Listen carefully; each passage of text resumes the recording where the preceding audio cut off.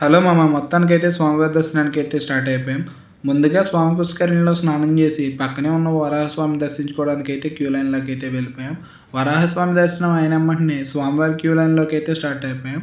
స్వామివారి దర్శనం అయితే చాలా బాగా జరిగింది మామ. స్వామివారిని దర్శించుకొని బయటికి రాగానే చుట్టూ ఉన్న లైటింగ్ ఉన్నాయి మామ.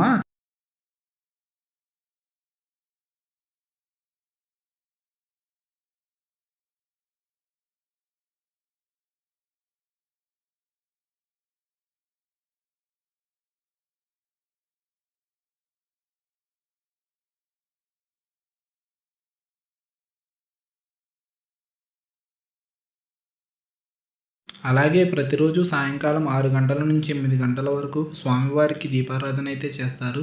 స్వామివారిని పల్లకిలో పెట్టి మాడవీధుల్లో ఊరేగింపుగా తిప్పుతూ భక్తులందరికీ దర్శనమిచ్చేలాగా ఊరేగింపుగా అయితే తీసుకొని వెళ్తారు. నేను కూడా స్వామివారిని దర్శించుకొని పక్కనే ఉన్న మాతృశ్రీ తడిగొండ వెంగమాంబ అన్నదాన సత్రానికి భోజనానికి అయితే వెళ్ళిపోయాను. అక్కడ భోజనం కంప్లీట్ చేసుకొని తిరుగు ప్రయాణం అయితే మొదలుపెట్టాను. ఇలాంటి మరిన్ని వీడియోస్ కోసం సబ్స్క్రైబ్ చేసుకోండి.